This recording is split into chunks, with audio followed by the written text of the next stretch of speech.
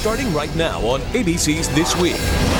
Terror attacks in Canada and New York. Brand new details on the investigations and why this morning federal officials are so worried about more lone wolves. Ebola in America, the first case in a city of 8 million. The controversial new quarantine policy in place, is it keeping us safe or an unfair overreaction? Exploding airbags. The urgent recall sparking new confusion and outrage. How did the government let this happen? And countdown to the midterms. 9 days to go. The key races that have even the experts stumped. And George P. Bush revealing whether he thinks his father Jeb will run in 2016. From ABC News, This Week with George Stephanopoulos begins now.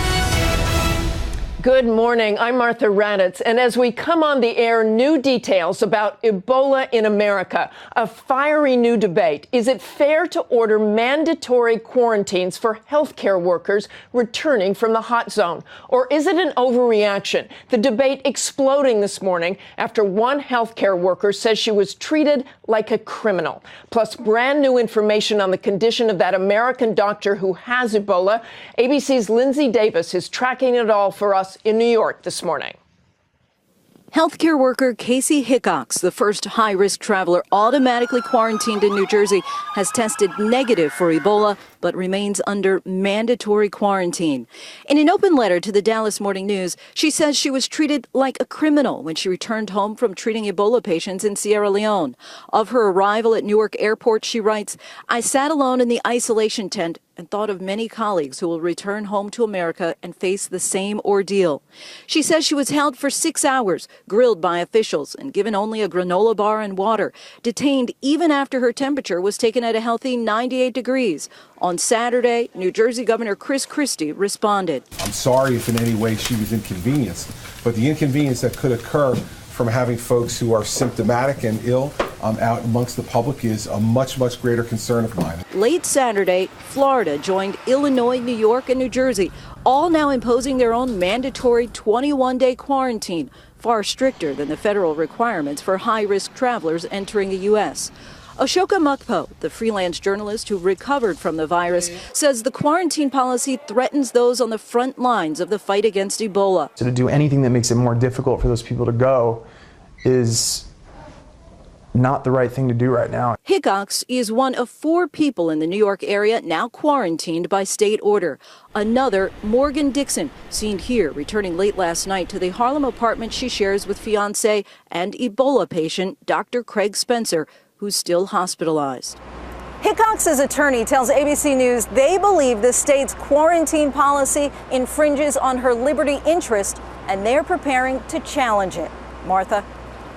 Thanks, Lindsay. Joining us now, Dr. Anthony Fauci, director of the National Institute of Allergy and Infectious Diseases.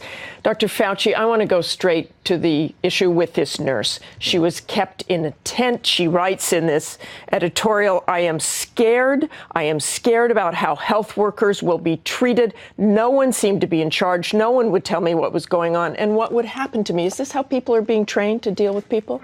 Well, first of all, 2 principles. 1, we need to protect the American public. But 2, we need to make the decisions based on scientific data. And we know that people who are without symptoms are not a threat to transmitting it. You don't get Ebola unless you come into direct contact with body fluid.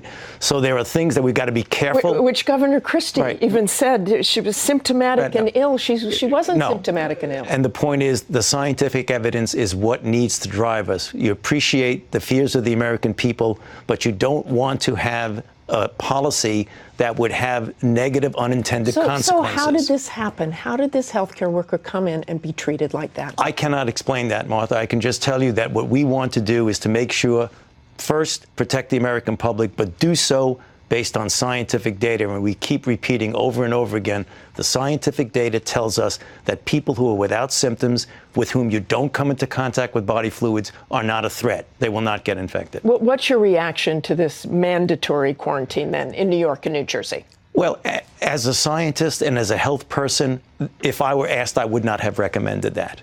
Does it put more pressure on the CDC to change its policy? Should there be some national policy? The CDC will continue to make their policies based on scientific data. Now, that doesn't mean that they're cavalier about this at all. There are different levels of risk to a healthcare worker, and that there are different levels of monitoring. If you put everyone in one basket, even people who are clearly no threat, then we have the problem of the disincentive of people that we need.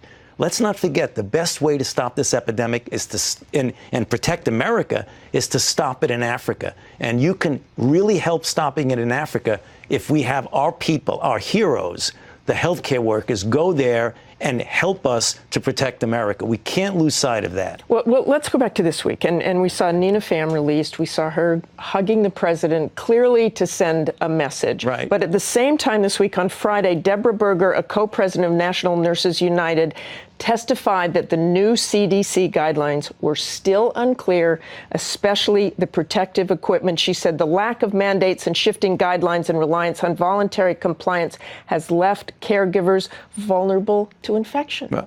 Right now, if you look at the recommendations, they are clearly more stringent than they were right now. I know because I took care of Nina, and I'm using the recommendations. And clearly, if you follow the recommendations now, and you are trained. But here's the critical issue, Martha. It isn't just a recommendation on the website. You have to be trained. You have to practice. You have to have people helping you put the material on and taking it off. Okay, thanks very much for joining us, Dr. Fauci.